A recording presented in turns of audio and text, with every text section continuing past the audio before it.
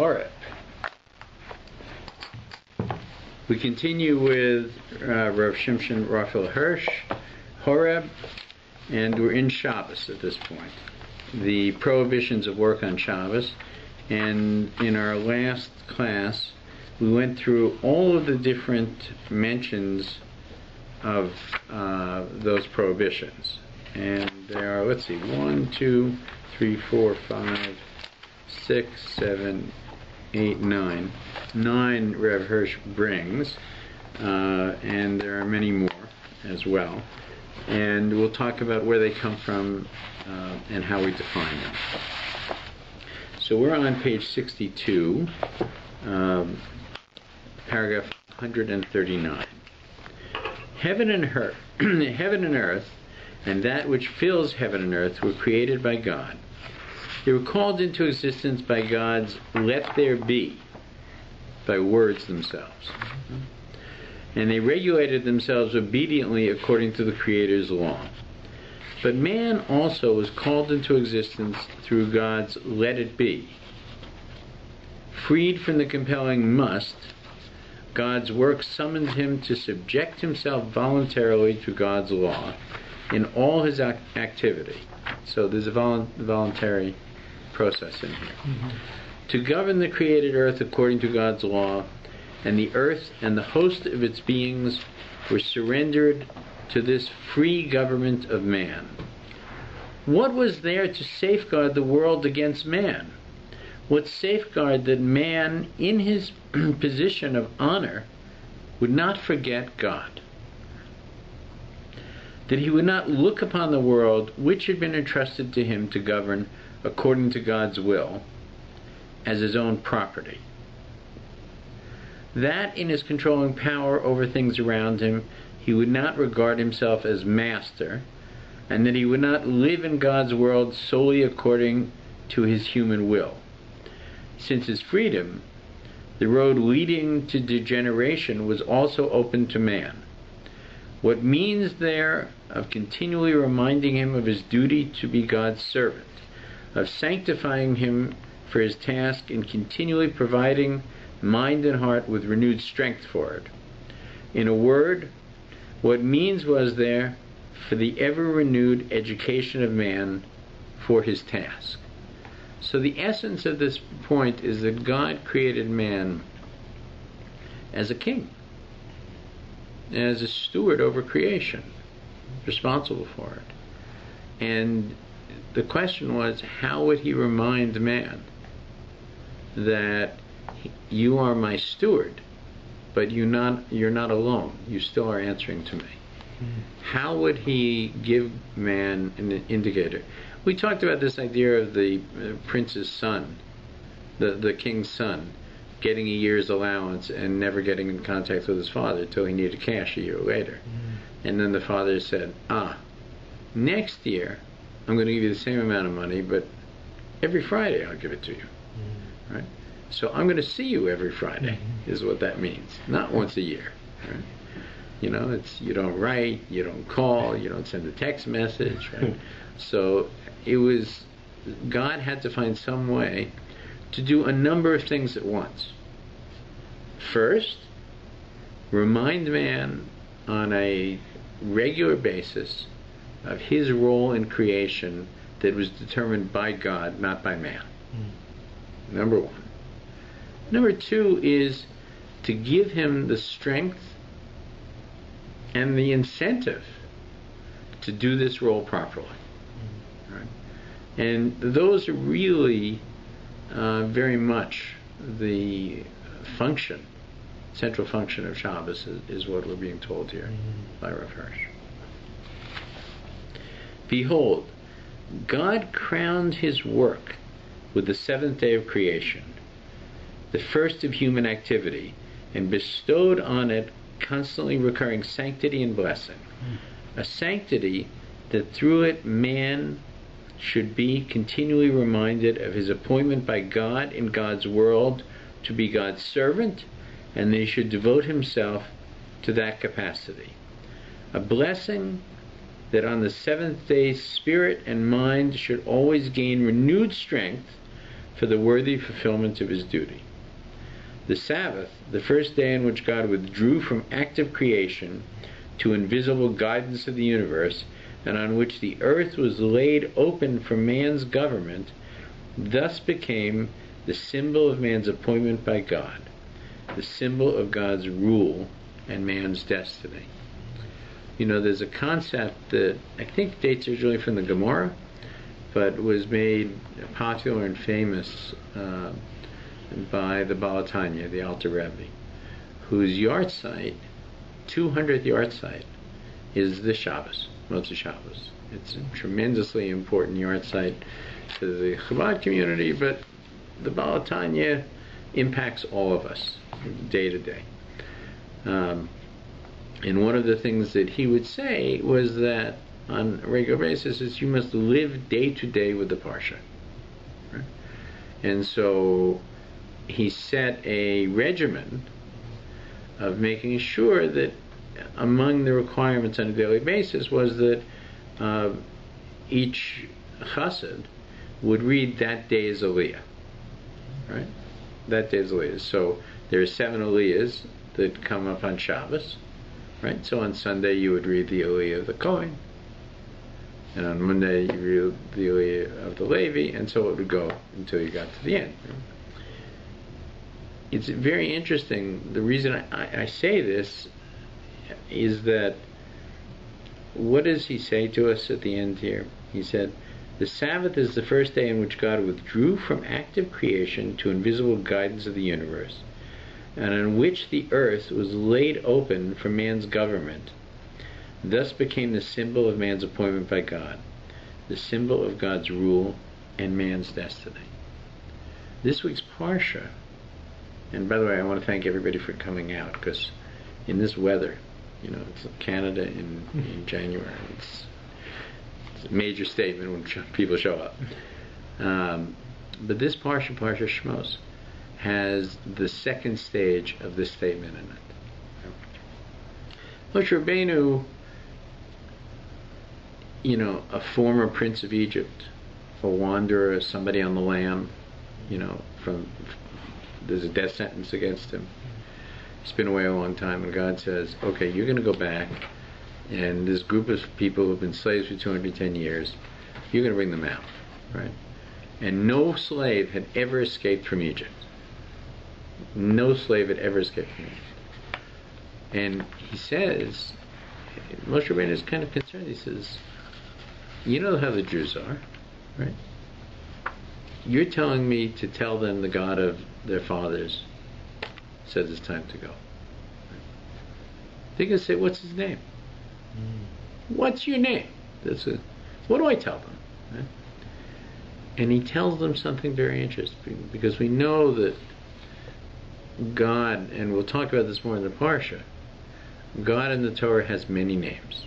72 is a popular phrase. 7 major names that we can't destroy. This name that he gives to Moshe Rabbeinu, he says specifically, is a name that the Avos did not have. Right? And it is, I will be what I will be. Ake, aye, ake. Right?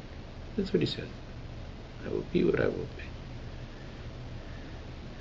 The meaning of this, Rav Hirsch talks about a great deal when we come to it, but basically the significance of it is that he's talking here, when he says this to Moshe Rabbeinu, he's telling the Jews, what exists today does not need to exist tomorrow.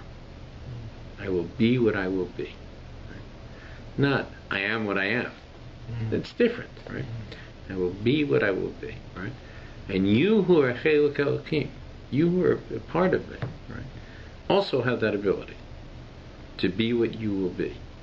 That this life that you have known for the last 210 years, which you think can never change, it will change. I will be what I will be. You have an impact on your future, is what he's telling. And here, we're learning that Shabbos is part of that process. So it's really, you know, a national statement, you know, relating to Shabbos that we're going to come to. So it's very interesting because it is living with the Parsha. I have a question. Yeah. I went back and I'm looking at this edition of the Torah. Kaplan. And I was contemplating, there's one part where it says, heaven and earth and all their components were thus completed with the seventh day. God finished his work, and then God turns around and blesses the seventh day and declares it to be holy.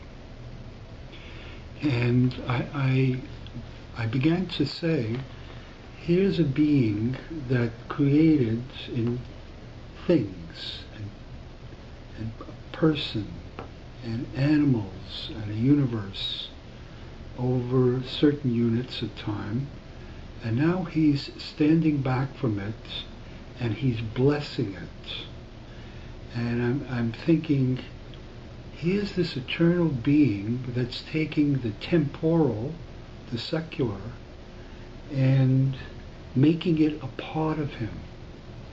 But yet, on the very next day, which could be a Sunday now, or Sunday, yeah, and he's moving on.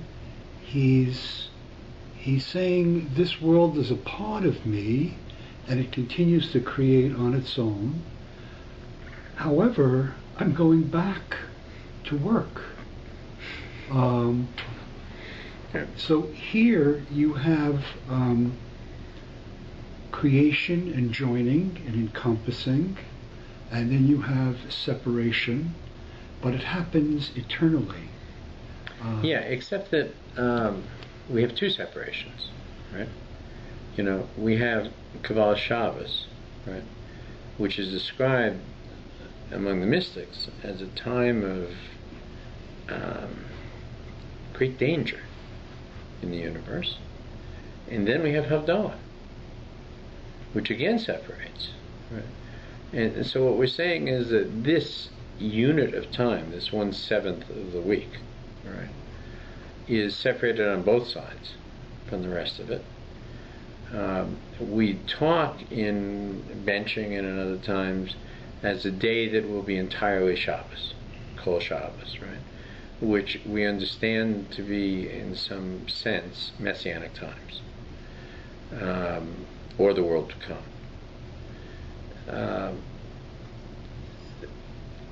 Clearly, if every day was Shabbos, right, I don't think we would be ready to have an appreciation of it. I don't know if I could take that. Well, live up to it. By the way, you know, there are many great sages who feared the coming of Mashiach. They may have davened for it, but they also were very concerned, right? You know, will I measure up?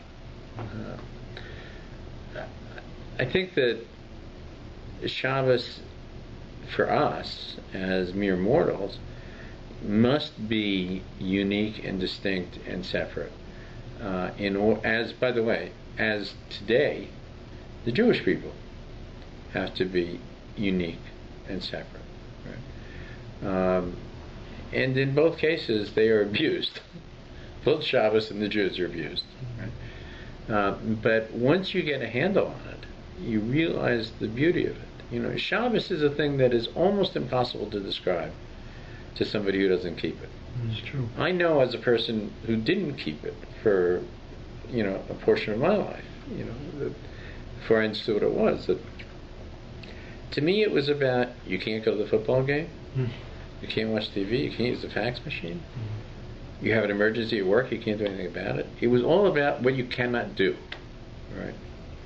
So now when I describe it to a colleague from earlier times, you know, I try to describe, you know, it's time set aside for my family, which I wouldn't otherwise have. Time set aside, you know, for my wife. Right? We have twice a week a dinner party that is a, you know, very kind of spiritual and special event. I wouldn't do that otherwise. I mean, think about what your life is like without Shabbos. It's like, for me, I can't imagine what my life would be like without Shabbos today.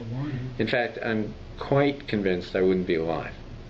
Because by nature I'm a workaholic, and, you know, if you never stop working, you just do shave days and years off your life. It's true. And we, God's children, are very prone to this. It didn't take the internet to make Jews workaholics. They've been it for a very long time. And it's a commandment to stop. And we need a commandment to stop because we're not lazy people. We're very intense. So I think that Shabbos, like many things, but in some ways it is the icon of Judaism, is almost impossible to describe without actually experiencing it. And I know that when I was in my early stages of Hosei B'Tshuvah, of coming back to Yiddishkeit, that my moments in time that I spent with large, observant families just like blew me away. Is a bad, it's a wrong word to use. Actually, it's not proper phrase. Inspired me to see that there was a world that still existed, in which people could relate to each other properly, in which people could connect to something beyond themselves, in which people could recognize the context of everything that they did. I didn't think it existed. It was more miraculous to me than landing a man on the moon.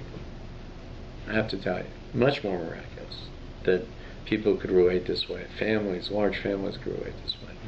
And there are people who become observant Jews literally for the lifestyle. Other people who become observant Jews for the support system. No Jew ever died of hunger. There are Jews who died of pride. They didn't ask. Nobody knew. But the community will always come and prevent somebody from getting to that point, if they know about it. It's a requirement of the community. So there are many reasons why people do, but at the end of the day, and it's all wrapped up in Shabbos. All the qualities are wrapped up in this one day. And this day permeates the days that came before it and the days that go after it. It's why, when somebody's getting, a bris, or there's a bar mitzvah, or there's a wedding, the Shabbos before is tremendously significant. You'll see people getting aliyahs, whatever that's going on, right? Because it is the energy, it is the seed going into the week. And yet, it is the last day of the previous week. It's not the first day of the next week. It is the final day of the previous week. When you get to Mincha, which is still in Shabbos, but the very tail end, just before the sun is setting on Shabbos, right? You're reading the parsha of the next week. You're finished with the parsha of this week. The end is the beginning, and the beginning is the end. Yeah, that's right. But it is, the diagram that Rabbi Breitowitz draws of Shabbos is the idea of a cube, right? So a cube has 6 directions, right? Left, right, forward, back, up and down, right? Those directions, right? Imagine a wire cube. You know how people have wire designs or shapes and stuff, right? Okay. So what holds that cube together is a point in the center of the cube that all the corners are connected to, right? That's Shabbos. That's what holds the week together at the end of the day. It's Shabbos, right? And without it, it flies apart. But that's me and Rabbi Breitowitz. So that's not Rabbi Hirsch. We see what he says. Behold, God crowned his work with the 7th day of creation, the first of human activity, and bestowed on it constantly recurring sanctity and blessing. A sanctity that through it man could be continually reminded of his appointment by God in God's world to be God's servant, that he should devote himself to that capacity. A blessing. See, one of the things you have to say is that we often think of a servant in kind of negative terms. A domestic, a slave, whatever, right? In this case, it's a tremendously noble position. You are the general manager of the Yankees. There's still an owner of the Yankees.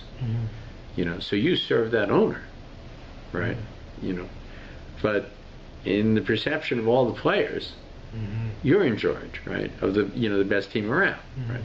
So to be you know, if you're going to be a servant, you want to be a servant on the right side. Right? That's the whole point, I think.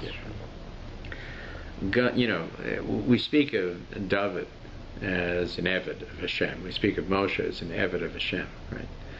You know, these are not terms that we would associate in English with, you know, slave, servant, domestic. Right? They are, you know, ministers in a way as well. A blessing that the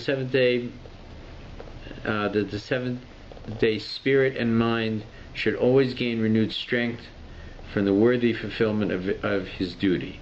The Sabbath, the first day on which God withdrew from creation to invisible guidance of the universe, on which the earth was laid open for man's government, thus became the symbol of man's appointment by God, symbol of God's rule and destiny. I'm sorry for repeating it, but I thought it was very important. The arrogant men of Babel, the Tower of Babel, right, Migdal Babel, the arrogant men of Babel spurned the teachings of the Shabbos and thus suffered the experience of the teachings of failure. So the Sabbath was transferred to the nation through which God wished to demonstrate to erring mankind his sovereignty and man's real task. This is an important idea, is that today the Jewish people are the, you know, flag carriers for God's mission. This was Plan C. Right? Plan A was Adam and Chava. Right? Actually, you could say it's Plan D.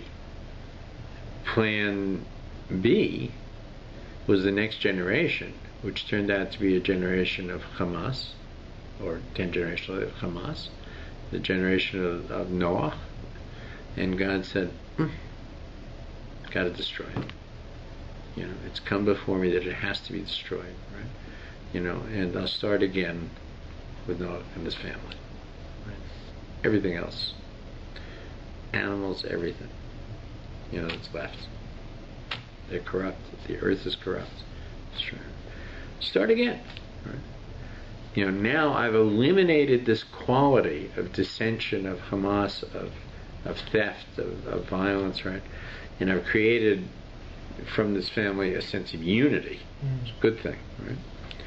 So next 10 generations, right? They grow and they prosper, right? And they're tremendously unified.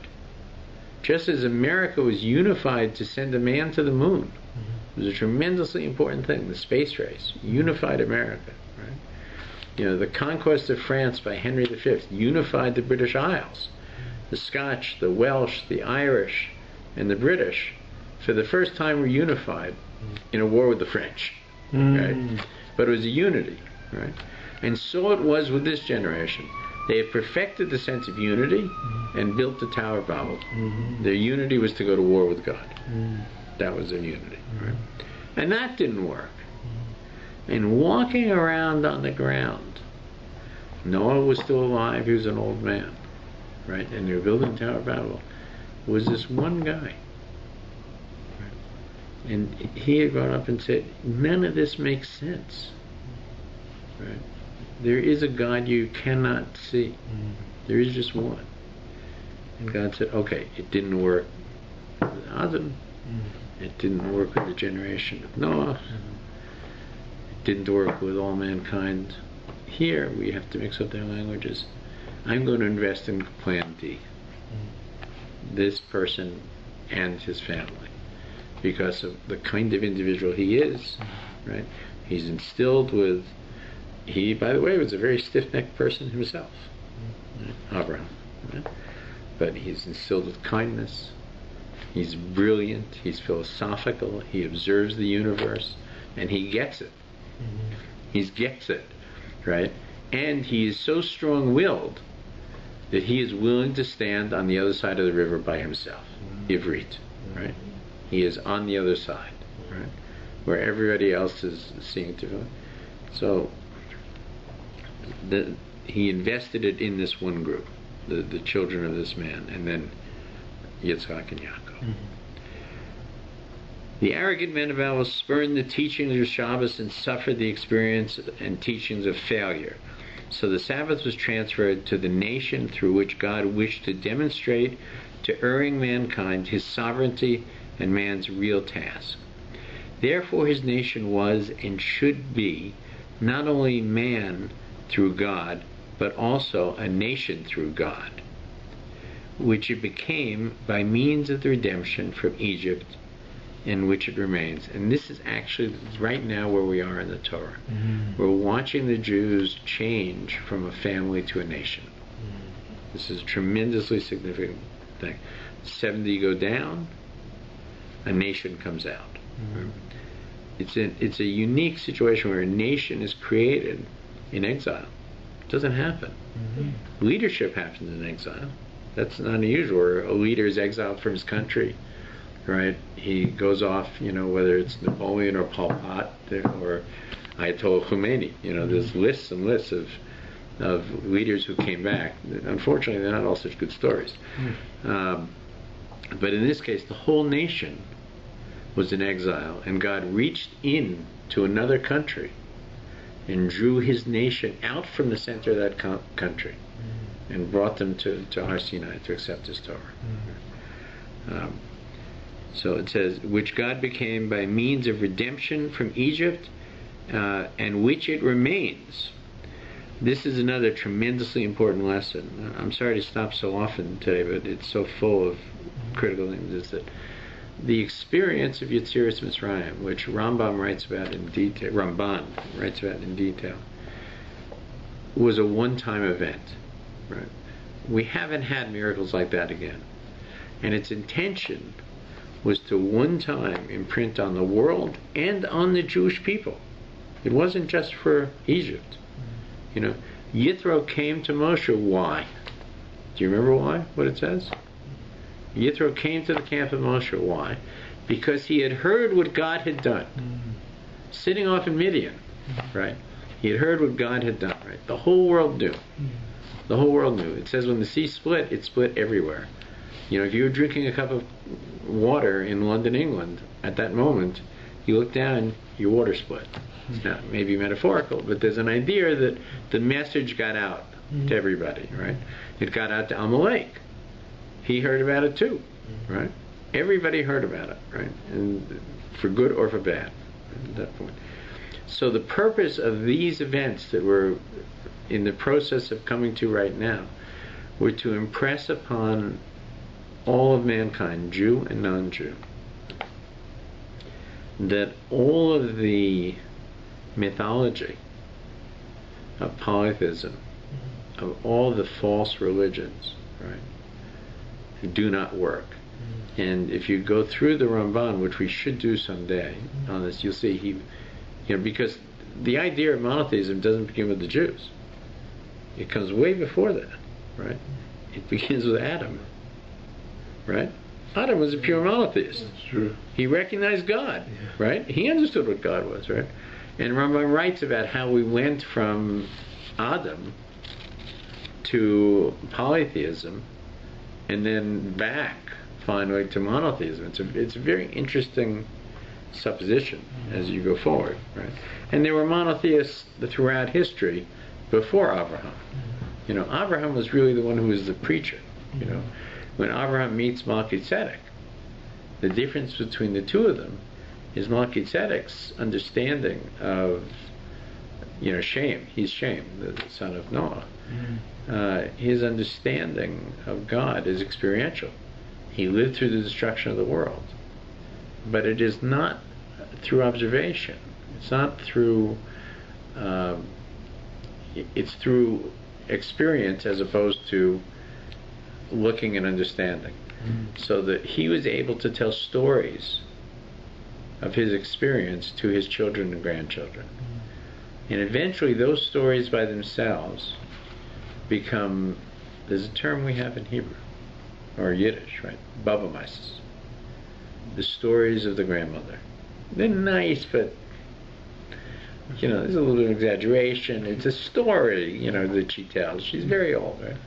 They began to see shame as storytelling, right?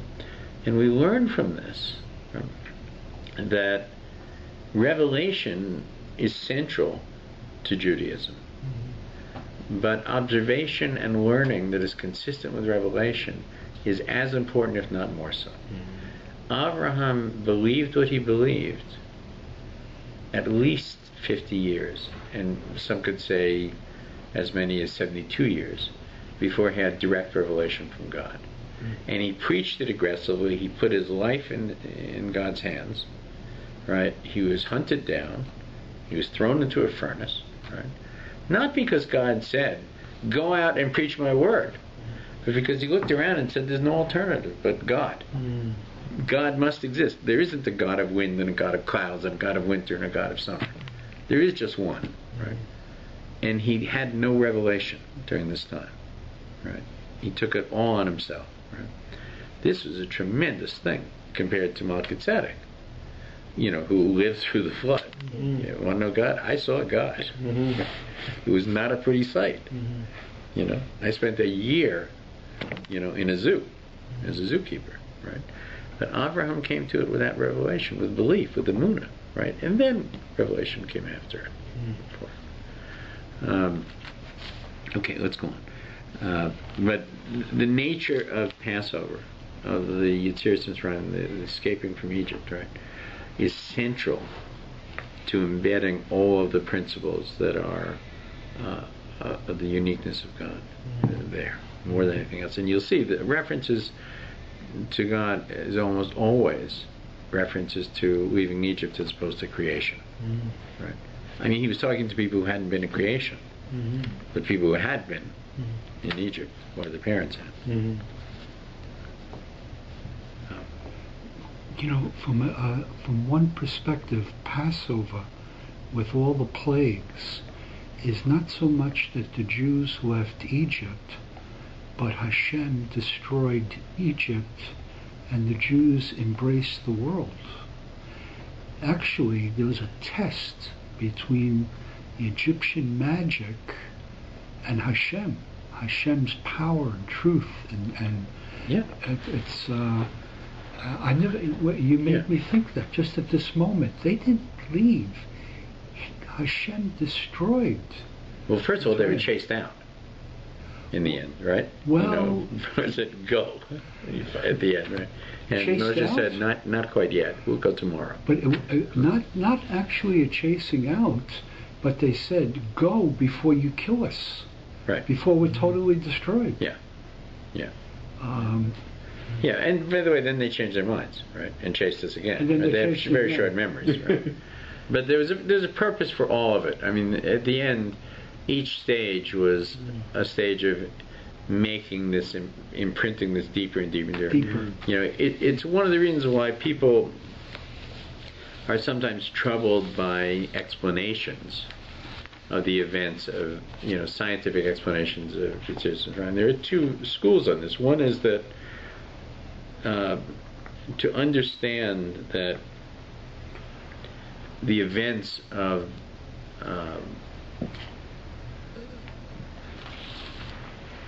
the destruction of Egypt, of the plagues and all the things that go with it, can be explained through a series of dramatic natural disasters. And there are many people who hold, if you have that view, right, then you're an Apikoros, then you're a heretic. Right? I don't hold that view at all, because I think that God always leaves some element where a person can misinterpret what's going on intentionally. Right? That you need to choose that God is doing this just as much as you need to choose that a leaf will fall from a tree and grass will grow, right? And we all know this experience, the birth of a child. Is the birth of a child less miraculous than the separating of the Yom Suf? Definitely not. When you think about the complexities of it and what goes on, it's definitely not. But these big picture things had to be done, and still God had to leave one of my dearest friends made a film about the subject and decoding the Exodus. And some people were very unhappy with him. He's a devout Jew. And he said, clearly, he said, even if everything could be explained, by volcanoes and by, gas and by winds blowing, you cannot explain the timing. You cannot explain the timing. Are you telling me that, Moses was just the world's greatest weatherman? Tomorrow we're expecting hail with fire in it, and in 3 days I think we're going to have grasshoppers, you don't get those kind of weather reports, right? Where he could make it happen on the spot.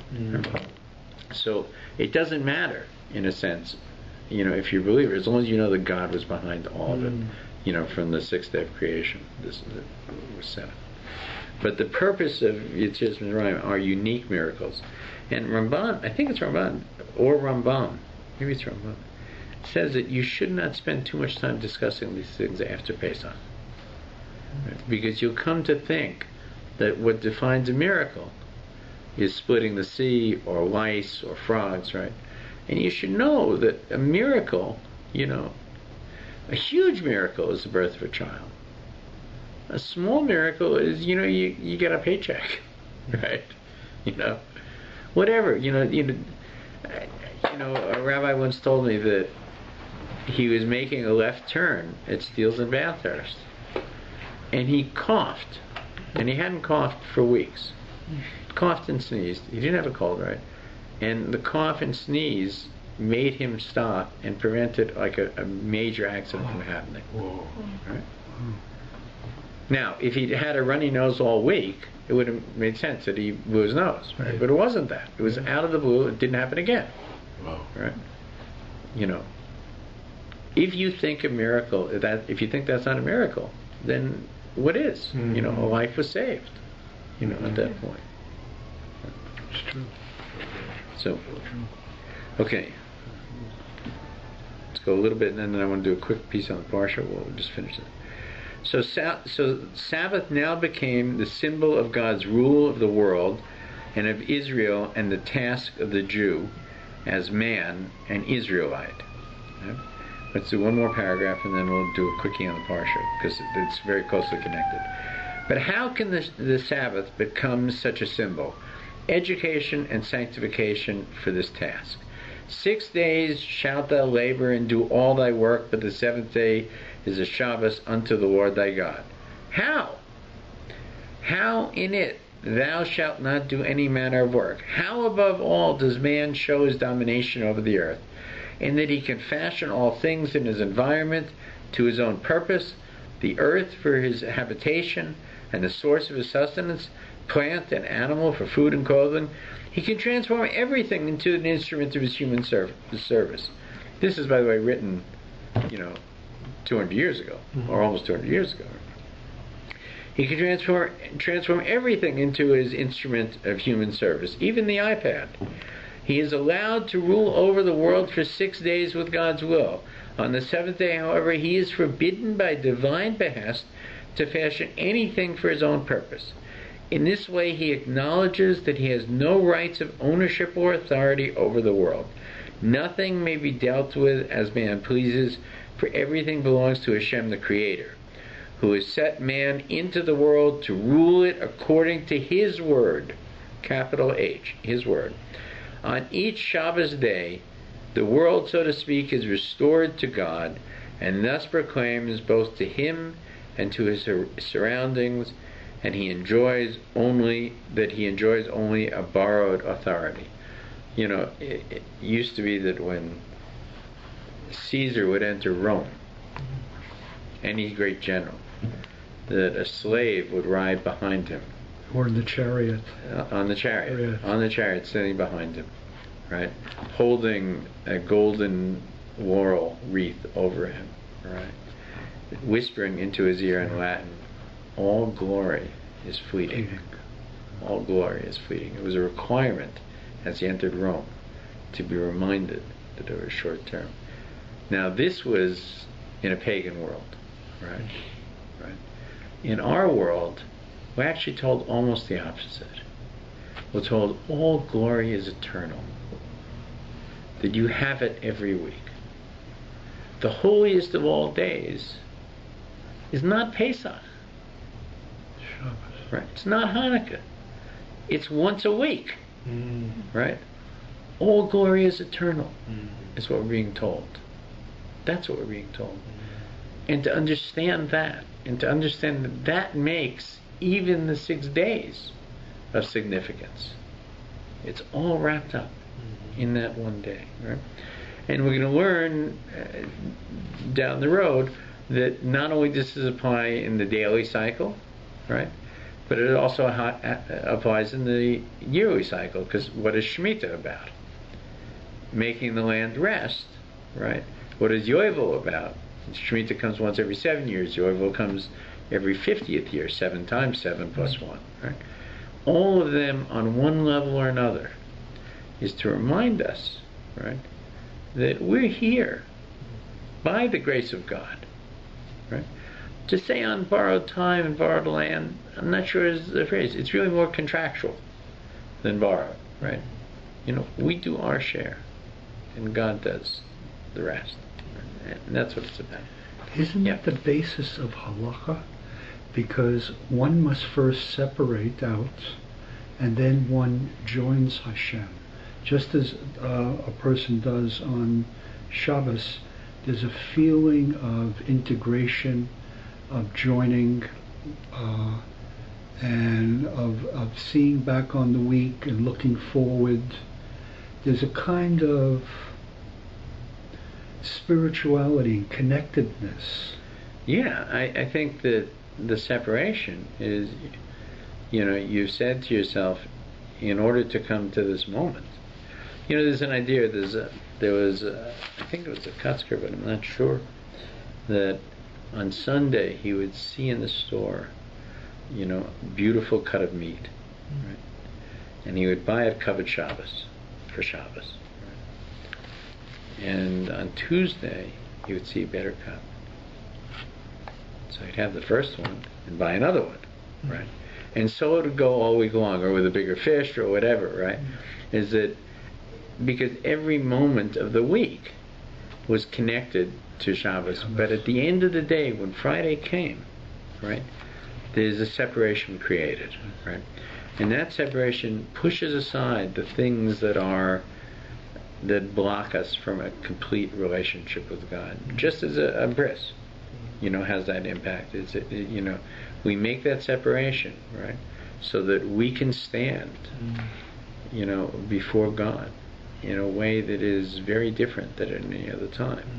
And we should have a consciousness to do that. In Judaism, there's different kinds of separations. Separation from evil, separation from work. Yeah.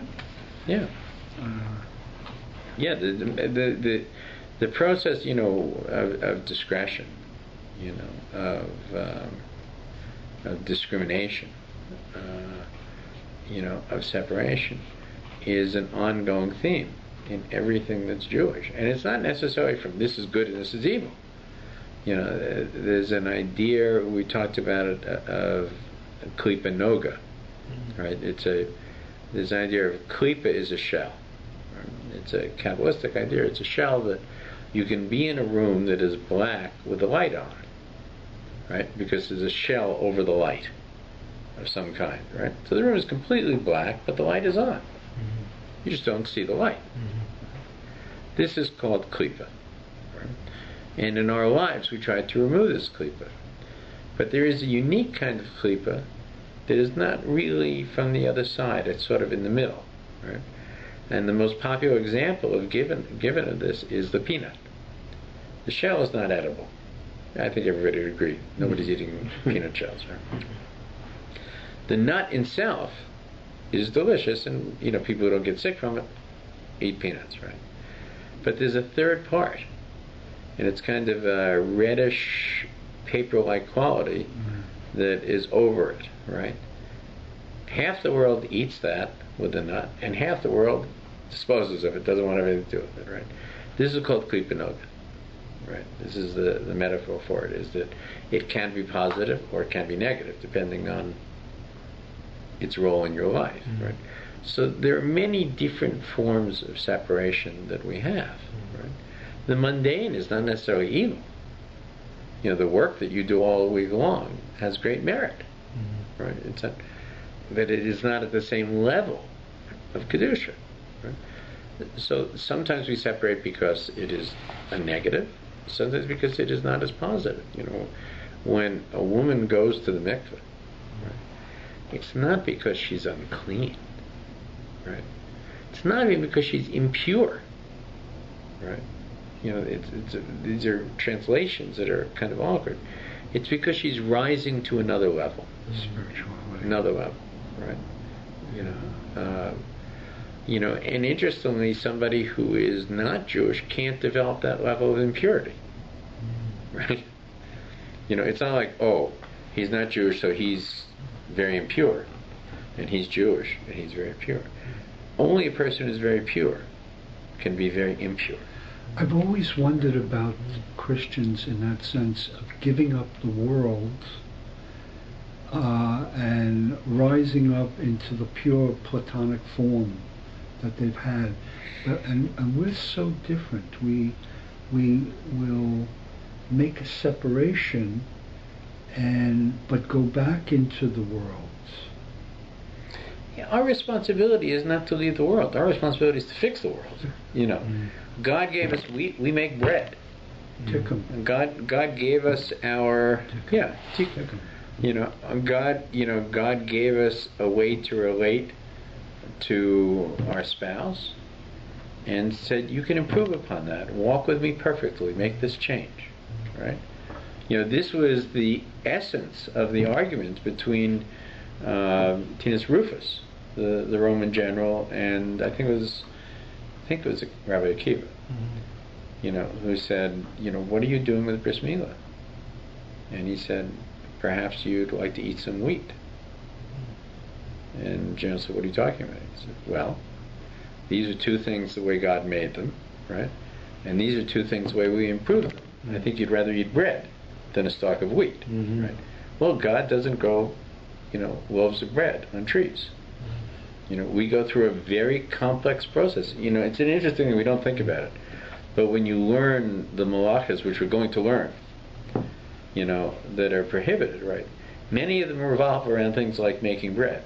You know, what is making bread? Making bread begins with planting a seed. No, it doesn't begin with planting a seed. It begins with creating a furrow, right? It's a very long process. That's why so in order to get to bread, which is an edible food, as opposed to wheat, which we don't eat, you know, God has given us a whole process to get there, right? And expects us to do it at the end of the day. You know, we don't make motzi on wheat. We make it on bread. Okay, we're going to hold here on this.